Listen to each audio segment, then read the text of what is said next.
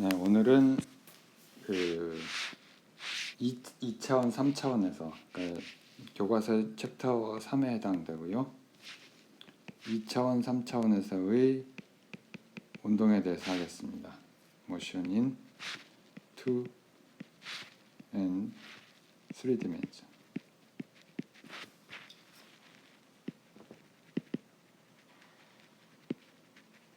자, 일단 벡터 개념을 먼저 우리가 알아야 되는데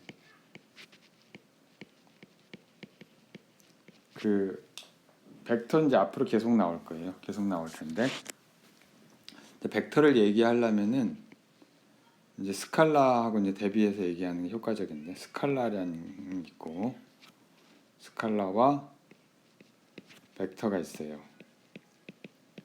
얘는 다 그 일반 물리에서는 물리량을 의미하고요. 좀 더 엄밀한 수학적인 정의는 여기서 그렇게 중요하지는 않은 것 같고요. 그 얘는 물리량인데 그 성분이 하나냐 아니냐 여러 개냐 그걸 가지고 구분을 하죠.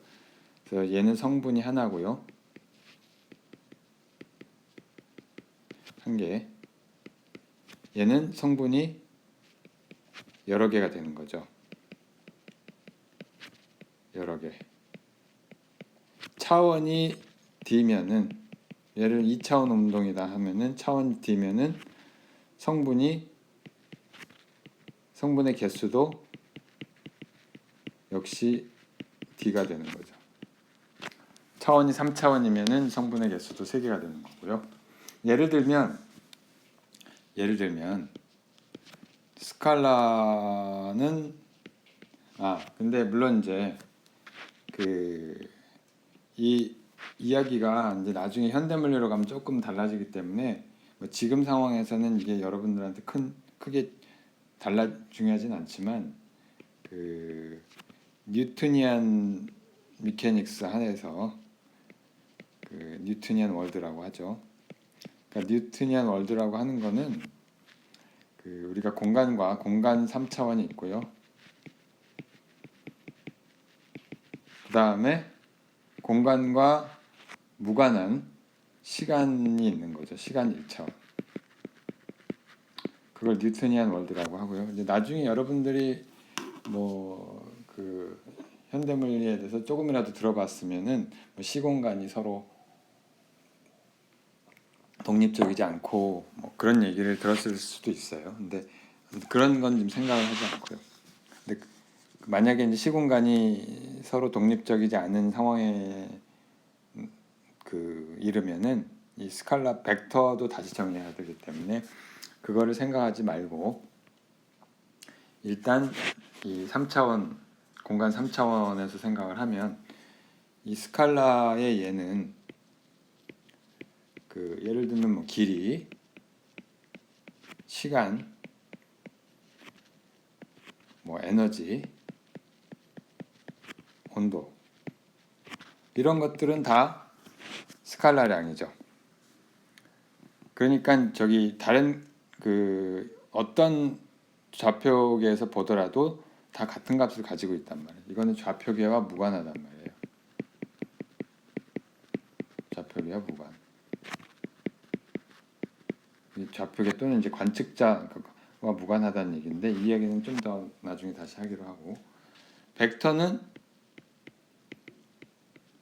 그 위치, 예를 들면 위치를 우리가 표시를 하려면은 예를 들면 2차원이면은 그 동쪽으로 얼마, 북쪽으로 얼마 이런 거 표시를 해줘야 되잖아요. 3차원이면 x, y, z 세 개의 성분으로 표시를 해줘야 될 것이고요. 그다음에 위치뿐만 아니라 이제 우리가 또 오늘 하게 될 속도, 가속도, 힘 이런 것들이 전부 다 벡터가 되겠습니다. 성분이 그 차원만큼 있는 거죠. 그것도 다른 식으로 얘기하면 크기하고 방향을 갖고 있다 이렇게 말할 수도 있겠죠.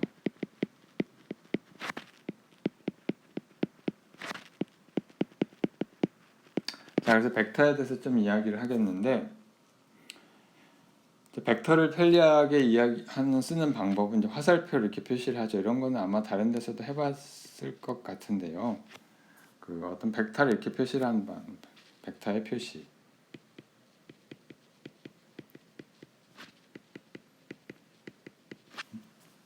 예를 들면 이제 어떤 위치 변이가 있는데, 위치 벡터가 있는데, 위치 벡터가 이렇게 표시를 하고, 이거는 우리가 예를 들면은 R이라고 쓰면, 얘는 이제 그 좌표에서 좌표를 우리가 그리자면은 이게 x, y, z 세 개의 값을 갖고 있어요.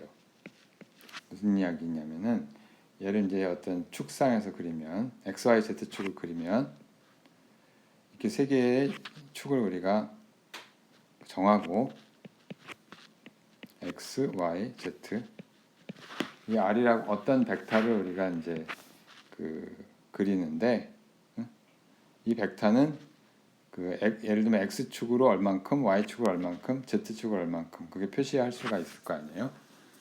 자, 그걸 의미하는 거고요. 이건 성분별로 하는 건 좀 나중에 하기로 하고, 자, 예를 들어서 이제 벡터가 이제 두 개가 있을 때 A라는 벡터가 있고 B라는 벡터가 있다 할 때 벡터 더하기, 벡터 어디션, 벡터 더하기를 어떻게 하느냐?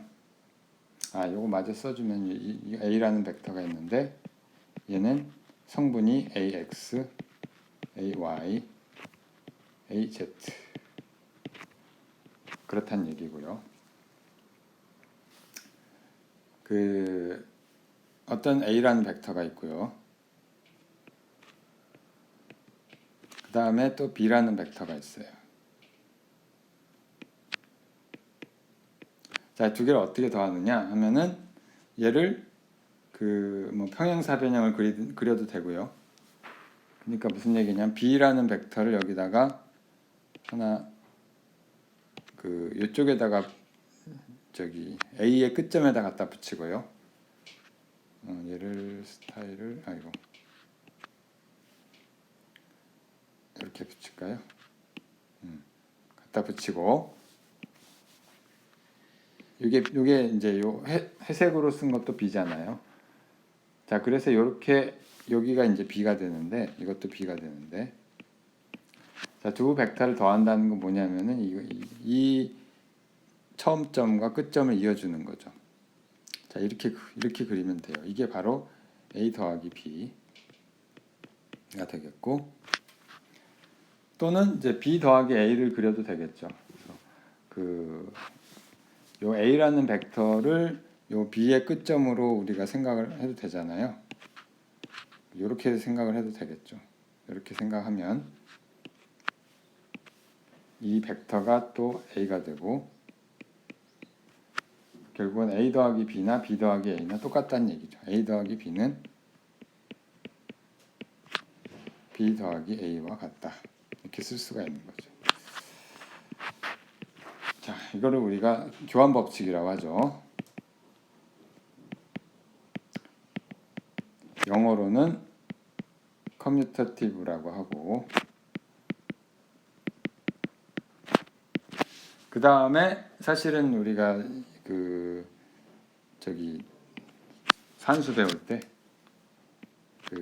결합 법칙이라는 게 있었어요. 뭐 세 개의 숫자가 있는데 A, B, C가 있는데 B하고 C를 먼저 더하고 그 다음에 A를 더하나, 아니면은 A하고 B를 먼저 더하고 C를 더하나 똑같다. 자, 그런 이야기고, 이것도 이제 그림으로 우리가 따져볼 수도 있는데 그럼 각자 해보시고요. 이거를 우리가 associative, 이제 우리말로는 이제 결합 법칙이라고, 뭘 결합한다는지 모르겠는데 결합 법칙이라고 그러고요. 뭐 한번 직접 해볼까요? A, B, C 세 개가 있는데, 이건 좀 복잡한데 직접 해보시고요. 그 다음 빼기는 어떻게 하냐? 벡터 두 개를 빼는 건 어떻게 할 것이냐? 얘는 우리가 이렇게 쓸 수도 있죠. a 더하기 마이너스 b라고 하는 벡터를 더하면 되는 거니까 이 그림에서 다시 한번 보면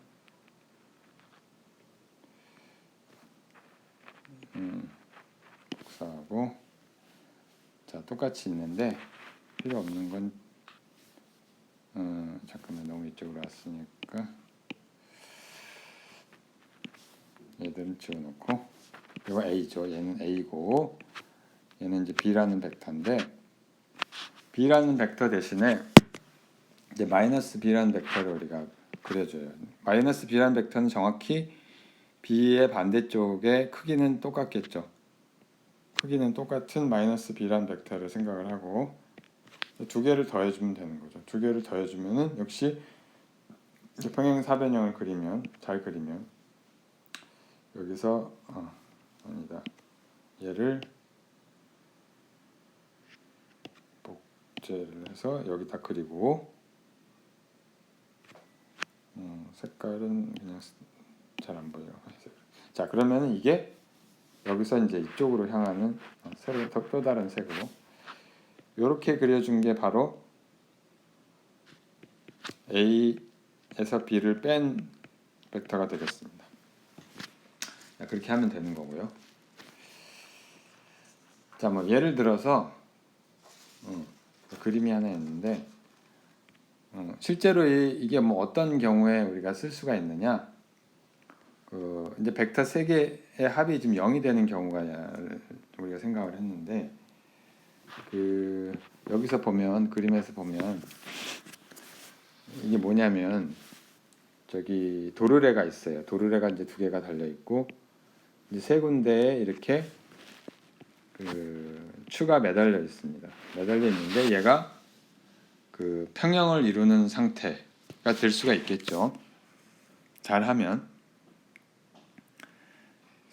내가 뭐 이 추를 적당히 조절을 해서 또는 뭐 내가 당길 수도 있고 자 그럼 얘가 평형이 되려면은 예를 들면 이 지점에서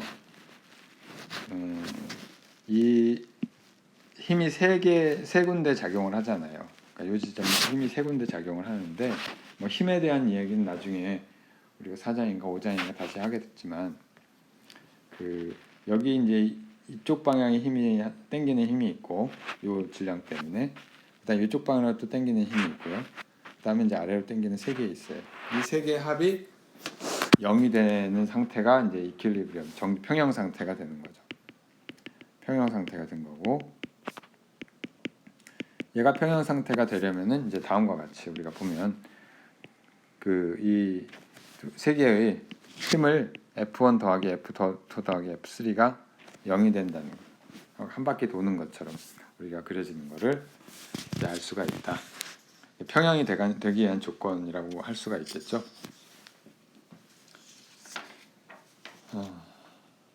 자, 그 다음에 벡터의 곱이 나오는 간단한 것만 할게요. 그러니까 multiplication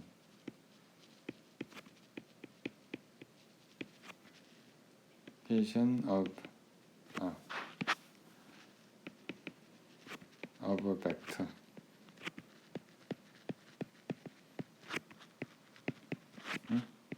벡터인데 어떤 상수를 곱하는 거. 자, 이건 뭐냐면은 어떤 벡터가 있는데 이 벡터에다가 어떤 숫자만큼 곱하면은 그게 어떻게 될 것이냐 하는 문제인데 얘는 사실 이렇게 쓸 수가 있겠죠. 이렇게 쓸 수가 있는데 이 A라는 벡터가 있어요. 근데 여기다가 스케일 팩터 스몰 a를 스케일 팩터라고 생각할 수 있는데 a는 a 벡터와 평형이죠. 같은 방향이란 말이에요. 같은 방향이니까 여기에서 이 똑같은 이제 방향을 지시를 할 것이고요.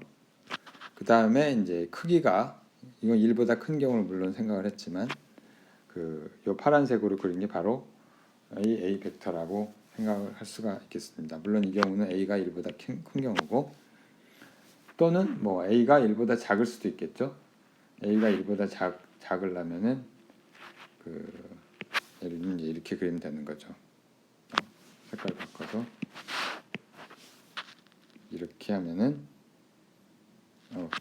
약간 띄어서 그리죠. 약간 이쪽에서 띄어서 그리면 이거는 이제 A가 1보다 작은 경우, 또는 이제 반대로 갈 수도 있겠죠. 반대로 가면 이제 이 경우는 AA인데 A가 0보다 작은 경우, 뭐 얼마든지 표현을 할 수 있을 거예요. 자, 이게 그냥 숫자 곱하는 경우인데, 벡터의 곱들은 나중에 다시 하게 될 거예요. 벡터의 곱들, 그 프로덕트, 멀티플리케이션이라고 표현을 한, 이건 그냥 숫자 곱하기고요. 벡터의 숫자를 곱하는 거고요. 그 벡터 간의 product of vectors,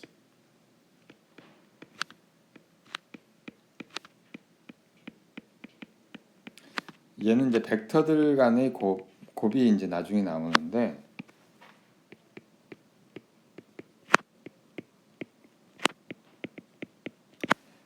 예, 여기에는 이제 그 스칼라 프로덕트라는 게 있고, 그러니까 벡터 두 개가 있는데 얘를 어떻게 곱하느냐, 그런 문제가 예요. 물론 이제 정의상의 문제인데, 여기 이제 스칼라 프로덕트라는 게 있고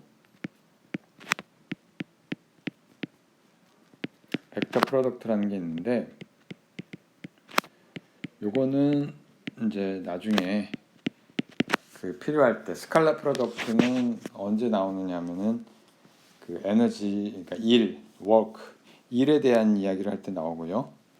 그다음 벡터 프로덕트는 나중에 이제 각운동량, 회전 운동 같은 걸 할 때 이제 나오게 됩니다. 그래서 그때 다시 하기로 하고, 나중에 다시 하기로 하고요. 그 다음에 벡터를 이제 성분별로 쓰는 게 중요한데, 성분별 벡터를, 벡터의 성분, 아까 처음에 이야기했지만 그 벡터는 그 크기와, 그러니까 화살표로 표시를 할 수 있다는 이야기는 2차원, 3차원에서 크기하고 방향이 있다는 뜻이기도 하고요.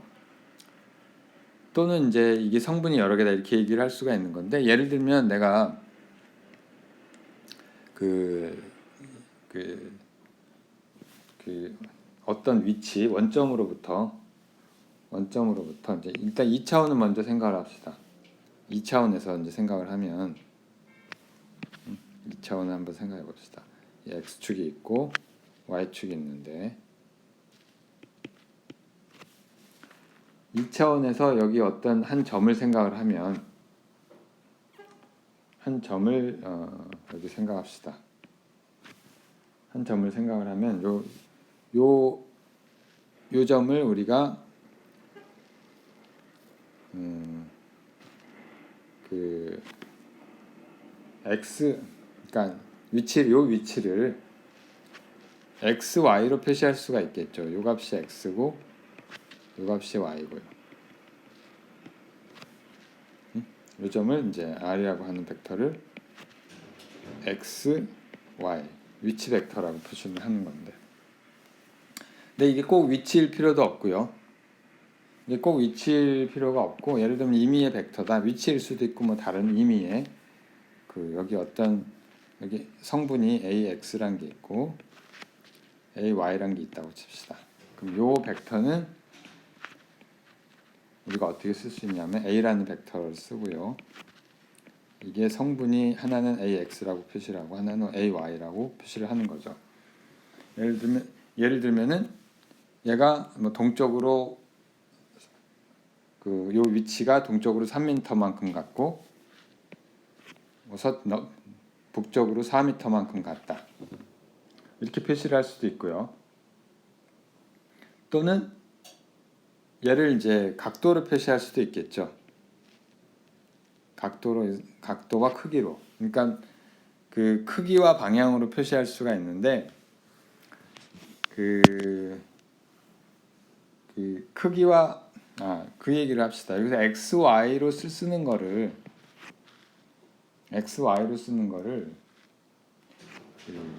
우리가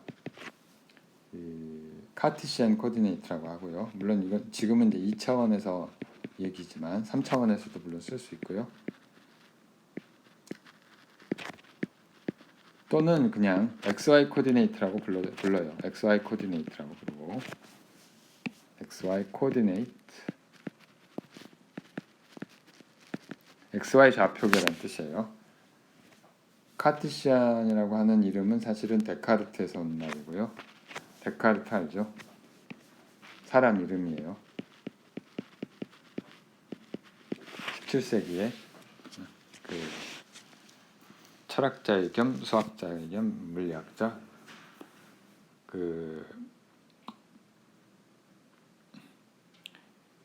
그리고 이제 이렇게도 쓸 수 있지만 위치가 3 동쪽으로 3 북쪽으로 4다 이렇게 표시할 수도 있지만 그게 아니라 거리가 5다.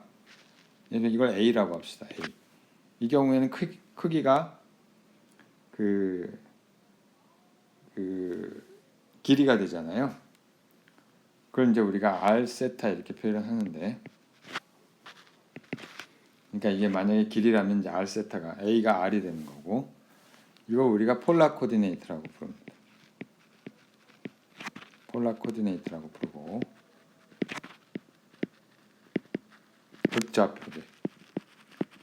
극좌표계라고 부르는 거죠. 자, 이제 두 개를 어떤 식으로 표현을 하든 얘는 벡터가 지시하는 거는 명확한 거죠.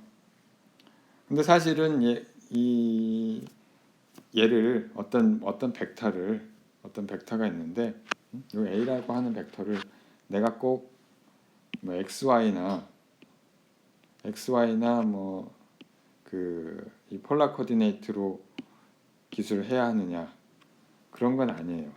내가 임의의 그 코디네이트를 잡을 수도 있어요. 예를 들면 내가 이런 코디네이트 잡고 싶다.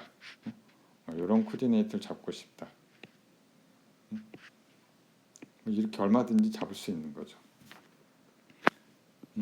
이건 이제 아비트러리 임의의 좌표계. 얼마든지 잡을 수 있는데 이제 별로 편리하지 않을 뿐이죠.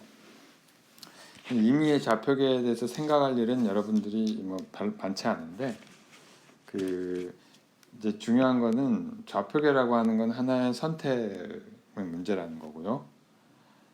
어떤 경우 어떤 문제는 이 카티시안 코디네이트 XY 좌표계를 쓰는 게 편하고요. 제일 많이 쓰죠. 어떤 문제는 폴라 코디네이트를 쓰는 게 편할 수도 있습니다. 이 경우를 보면은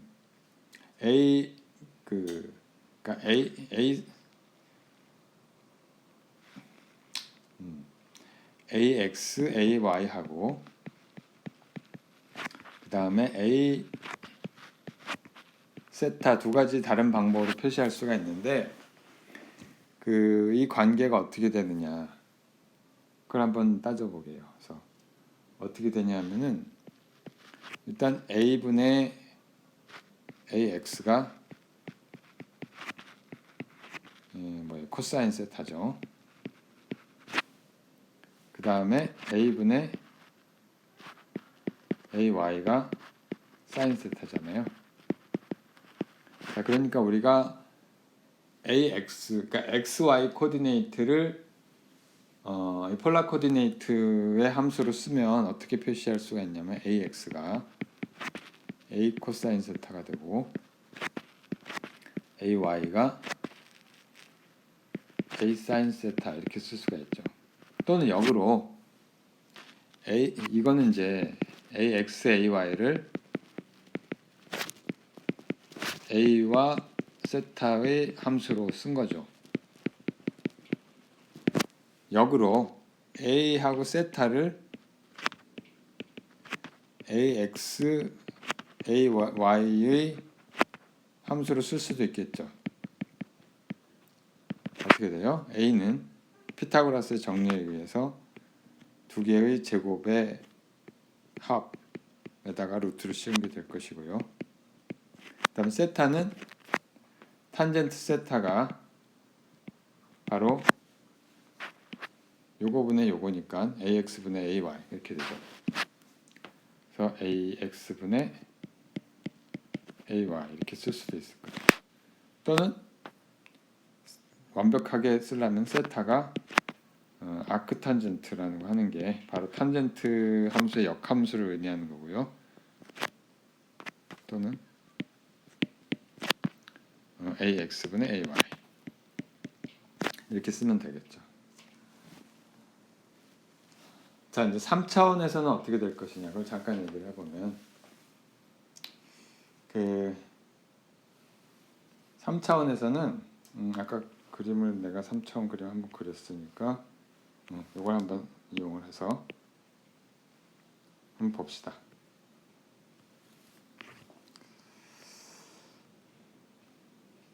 자, 이제 3차원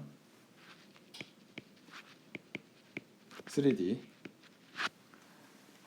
3차원에서 요 그 좌표 이거는 이제 그 일단은 카티시안 코디네이트만 하겠는데요. 3차원에서 우리가 좌표계를 쓸 수 있는 거는 그 이건 이제 카티시안이고요. XYZ를 쓰겠다는 말이죠. XYZ. 그 얘를 이제 직육면체로 잘라서, 자, 물론 이게 실제로 구좌표계나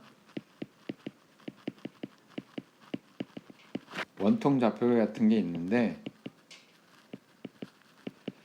이게 일반 물리에서 나오는지 잘 모르겠어. 뒤에 나올지 안 나올지 거의 안 쓰는데 물리학 그 전공하는 학생들 많이 쓰죠.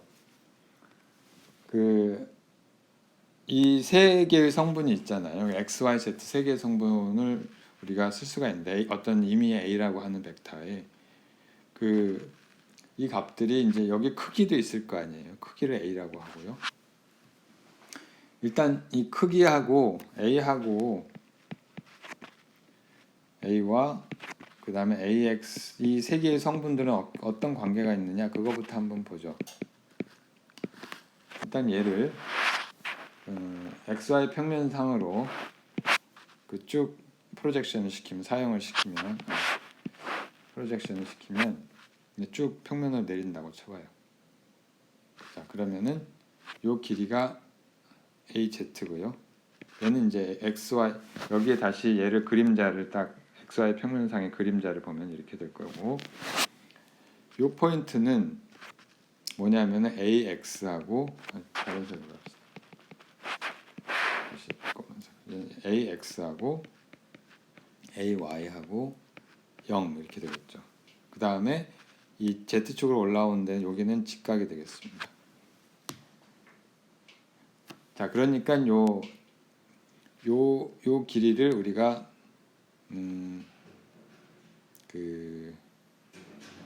이걸 뭐라고 할까? 요 길이를 우리가 a의 그 평면이라고, 그냥 평면이라고 이렇게 표시를 해봅시다. 자, 그러면 요 a 제곱은 얘는 뭐냐면 사실은 요거의 제곱은 피타고라스 정리에 의해서 x 제곱 더하기 ay 제곱이 될 거고, 그 다음에 a라고 하는 벡터, 요 벡터 있죠? 요거는 이 두 개의 이 삼각형을 생각을 하면, 요런 삼각형을 생각을 하면은 여기가 직각이 되죠. 그러니까 요 길이의 제곱 더하기 요 길이의 제곱이 a의 제곱이 되는 거예요. 그러니까 a 제곱은 다른 말로 하면 요거의 제곱 더하기 a의 z의 제곱이 되고, 얘는 ax 제곱 더하기 ay 제곱 더하기 a z 제곱 이렇게 쓸 수가 있겠습니다. 또는 a는 요거의 즉 x제곱 ax제곱 ay제곱 az제곱을 더한 것을 루트를 씌우면 되겠죠. 여기 이렇게 놓고 루트를 씌우면 되겠습니다. 물론 여기 이제 여기도 마찬가지로 사이각들이 나올 텐데 예를 들어 x하고의 사이각을 알파라고 하고요. 그 다음에 y하고의 사이각을 y하고의 사이각을 베타라고 하고 그 다음에 z하고의 또 사이각을 감마라고 표시를 합시다. 3차원이라서 여러분들 좀 보기가 안 좋긴 하지만 아무튼 간에 이 알파, 베타, 감마가 의미하는 건 뭐냐면은 각각 그 A 벡터와 X, Y, Z축들 간의 각도가 되겠습니다. 사이각이 되겠습니다. 자, 그럼 무슨 얘기냐면 얘가 AX를 A로 나눈 게 코사인 알파란 얘기고요. Y를 A로 나눈 게 코사인 베타란 얘기고 그 다음에 AZ를 A로 나눈 게 코사인 감마라는 뜻입니다. 그죠? 정의가 사이각이니까 그렇게 정의를 한 거고. 자, 이걸 뭐 다시 쓰면은 그 AX는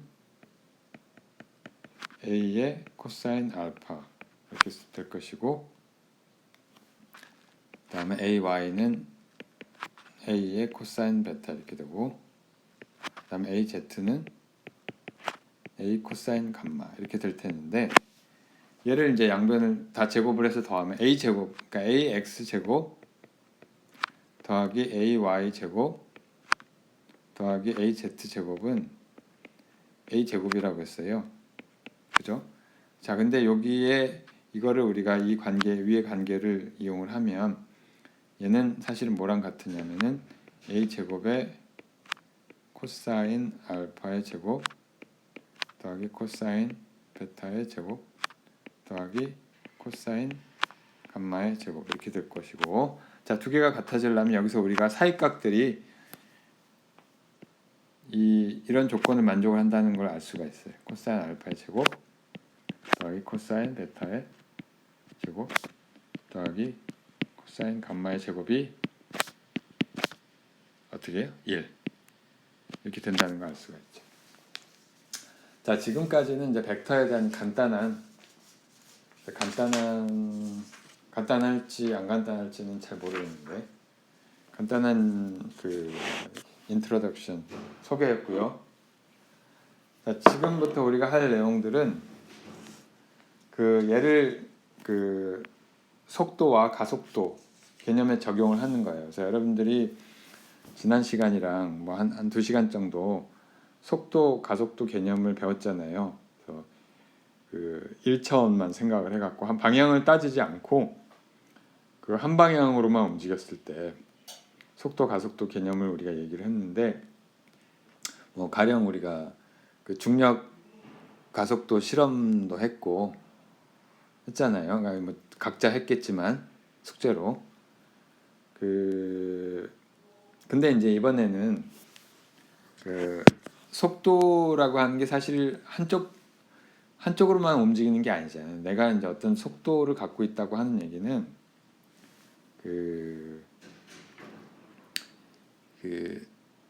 이게 그냥 크기만 생각하는 게 아니라 가다가 방향을 바꿀 수도 있고요. 동쪽으로 100km/h로 간 거랑 북쪽으로 100km/h 간 거는 다른 양이란 말이에요. 왜냐하면 다른 데로 가니까. 그렇죠? 거리만 길이만 있는 게 아니라 그 위치 벡터를 우리가 생각을 하니까 그 지금 현재 용봉동 300번지 자연대 몇호관 여기 사무실에 앉아 있는데 여기로부터 동쪽 100km 지점하고 북쪽 100km 지점은 다른 지점이죠. 자, 뭐 그런 얘기인데, 자, 그래서 이 velocity하고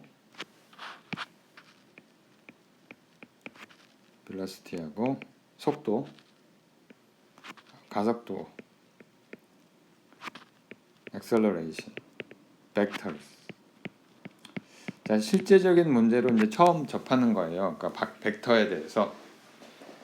그러니까 위치를 우리가 벡터로 표시를 할 수가 있으니까, 그러니까 위치가 벡터인데, 그러니까 변이부터 생각을 합시다. 변이라고 하는 벡터는 변이 벡터. 그러니까 영어로는 이제 displacement, place 위치를, 자, 이 단어를 잘 보면 뜻이 보이는데, place 위치죠. 이게 이동시켰다는 얘기예요. displacement 이건 명사형 전미사가 되겠고, 그러니까 위치를 변화시킨 거죠. 위치가 바뀌었으면, 예를 들면 처음에 여기 있다가 어떤 지점에 있다가 이제 이동을 했어요. 이만큼 이동을 했어요. 이걸 델타 R이라고 합시다. 이게 디스플레이스먼트 벡터고요. 그 위치는 저기 우리 3차원 좌표상에서 3차원 공간상에서는 성분이 3개죠. 가로로 얼마, 세로로 얼마, 높이 얼마. 그렇게 해서 3개가 된단 말이에요. 그래서 일단은 뭐 간단하게 그 2차원 운동만 생각을 하면 2차원 좌표계를 우리가 생각을 할 수가 있는데 3차원까지 그려도 되고요. x, y가 있어요. 근데 이제 운동이 뭐 임의의 운동을 한단 말이에요. 이미 어떤 이제 물체가 이렇게 임의의 운동을 할 텐데, 뭐 이렇게 운동을 했다 쳐요. 이 운동을 했는데 우리가 평균 속도를 생각할 때는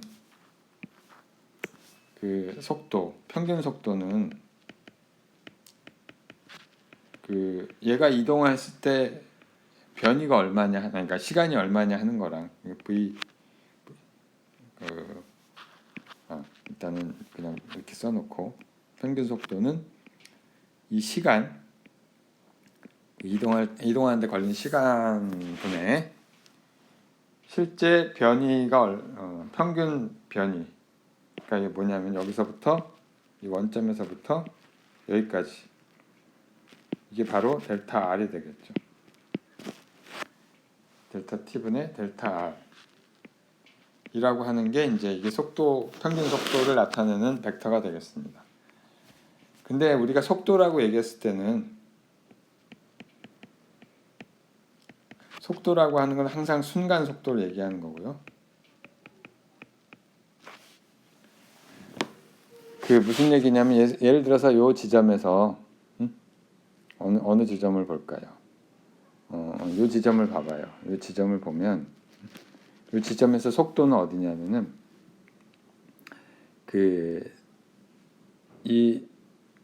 시간을 아주 잘게 쪼개야 되잖아요. 그러니까 변이도 아주 잘게 쪼개질 거고, 그러니까 시간도 0으로 가고 변이도 0으로 가면은, 예를 들어서 구간을 이렇게 잡았으면, 구간을 이제 내가 이렇게 잡았다 하면 여기 이제 평균 속도가 나올 텐데, 구간을 이제 좁게 잡으면 잡을수록 우리가 이 점에서 우리가 속도는 어느 방향이라는 걸 알 수 있느냐면 결국은 접선 방향이 되죠. 별로 좋은 지점이 아닌데 다른 지점에서 할까요? 그래서 이 지점에서 한다고 치면 이 접선 방향이에요. 이게 속도 방향이 되는 거예요. 속도. 이게 어떻게 우리가 정의를 할 수가 있느냐면은, 우리가 저기 1차원 운동에서 속도를 어떻게 정의했냐면은 델타 T분의 델타 X라고 하고요. 델타 X 위치의 변화였잖아요. 시간분의 시간분의 위치 변화였는데 얘를 시간을 나중에 0으로 보냈잖아요. 마찬가지로 이번에는 위치 대신에 변이 벡터를 넣는 거죠. 변이 벡터를 넣고, 자, 이거는 다른 게 아니라 사실은 그 dt분의 dr이라는 것. r이라고 하는 벡터를 시간에 대해서 미분한 게 될 것이고요. 이거를 우리가 성분별로 쓰면은 r이라고 하는 거는 x하고 y 두 개가 있는데, 그거를 빼먹었구나. 저기 유닛 벡터 그걸 안 했는데, 아까 그 얘기를 안 했네. 자, 아까 잠깐 여기에서 우리가 a라고 하는 벡터를 이제 이렇게 성분 3개로 쓸 수가 있다고 했잖아요. 근데 여기에 우리가 그 단위 벡터라는 걸 도입을 해요. 단위 벡터라는 걸 도입을 하는데 유닛 벡터스 뭐냐면은 일단 쓰기는 i, j, k라고 쓰고 모자 씌운 거. 얘는 뭐냐면은 각각 x축 i는 x축 방향이고요. 얘는 y축 방향이고 얘는 z축 방향인데 크기가 1인 단위 벡터죠. 벡터들을 생각을 할 수가 있잖아요. 우리가 그림으로 표시하면은 여기서 색깔을 빨간색으로 할까? 자, 이쪽 방향에 크기가 1인 벡터가 있을 거고요. 이게 i라는 벡터고, 그 다음에 z 방향에 또 크기 1인 벡터가 있겠죠. 여기 j고, 그 다음 k라는 벡터가 여기 있을 거고요. 자, 이제 이렇게 쓰고 나면 우리가 편리한 점이 뭐냐면 a라고 하는 벡터는 뭐냐면 그 x 방향으로 ax만큼 이동을 했죠. 그리고 방향을 나타내는 건 i고, 일단 벡터의 합이니까, 그 다음에 여기 예를 들면 요 벡터는 뭐냐면은 여기는 x 방향으로 ax만큼 가서 y 방향으로 ay만큼 이동한 그런 벡터가 되거든요. 자, 그래서 이게 더하기 j의 ay 이렇게 되고, 근데 결국 요 a라고 하는 벡터는 다시 요 벡터에다가 여기를 요만큼 더해주면 되잖아요. 그러니까 요 벡터는 또 뭐예요? 요 수직으로 올라가는 z축 방향으로 ag만큼 올라가는 벡터는 뭐냐면은 크기가 ag고 z고 방향이 z 방향. 자, 그래서 우리가 벡터를 이렇게 표시를 할 수가 있다는 것을 기억을 해두시고, 이거 아주 편리한 표기법이 되겠습니다. 자, 그거를 이제 쓰면 얘가 어떻게 되는 거 아니? 얘가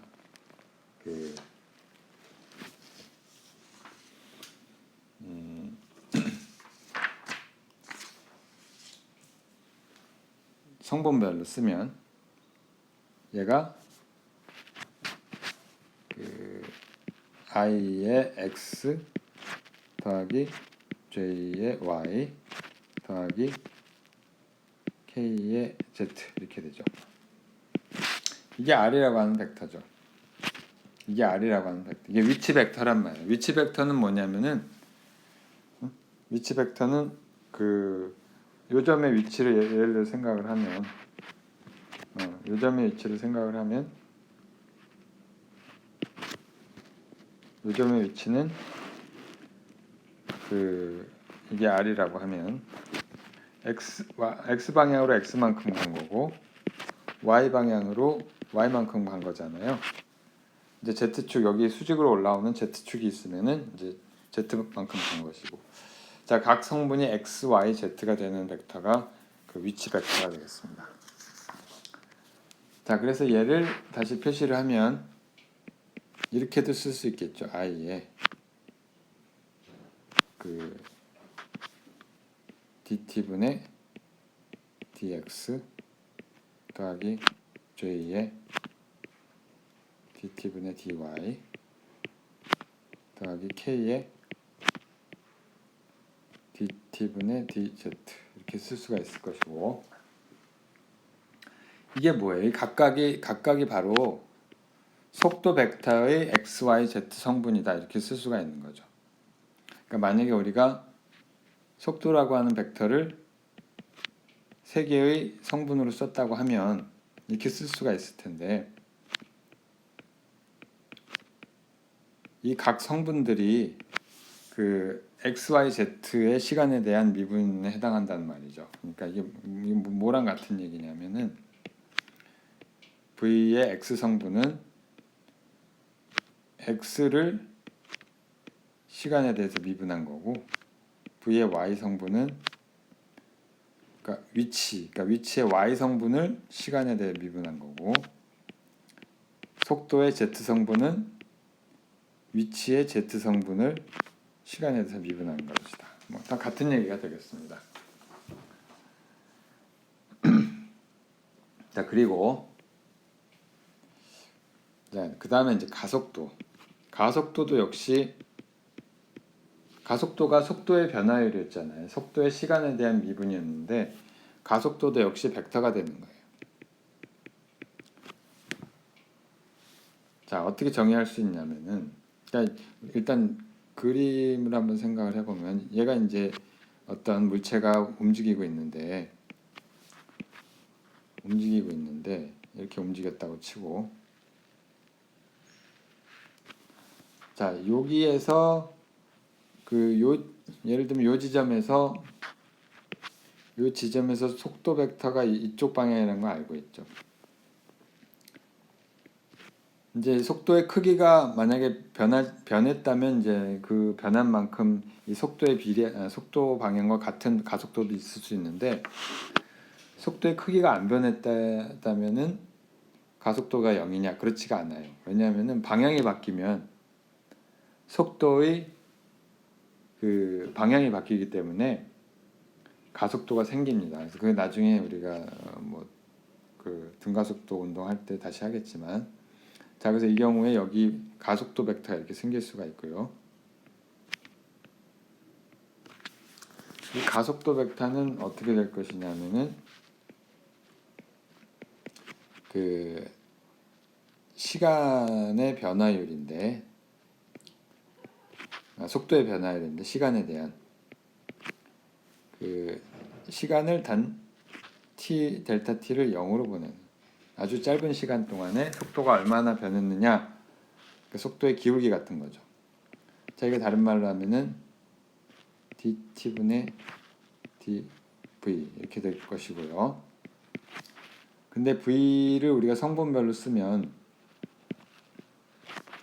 그 x 성분이 vx고 y 성분이 vy고 z 성분이 vz니까 얘를 이렇게 써도 되겠다.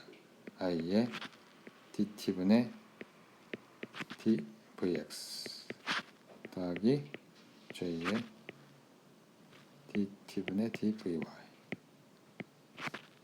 그 다음에 k의 dt분의 dvz.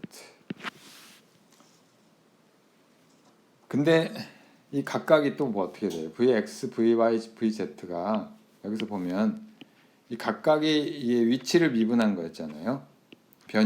변이의 그 성분들을 미분을 한 건데, 자, 그래서 얘는 어떻게 되냐면은 결국은 그걸 한 번 더 미분을 하면 vx를 dt에 대해서 또 한 번 미분하면은 결국 얘를 x를 두 번 미분한 게 되겠죠. 플러스 j의 d제곱 y의 dt의 제곱 더하기 k의 d제곱 z의 dt의 제곱. 자, 이렇게 됩니다. 자, 이것들은 이제 여러분들이 이제 아직 그 본격적으로 운동에 대해서 들어가지 않았는데, 그 기본적으로 여러분들이 잘 익숙해져야 되는 기본 연산이니까 그 연습을 많이 해보세요. 그래서 연습을 많이 해보시고 그 다음 시간에는 이제 실제 운동에 대해서 우리가 다루도록 하겠습니다. 그러니까 예를 들면 뭐 등속 운동이나 등 가속 운동에 대해서 이번에는 그 일직선 운동이 아니라 2차원 또는 3차원 운동을 이제 하게 되는 거죠. 그래서 오늘은 여기까지 하겠습니다.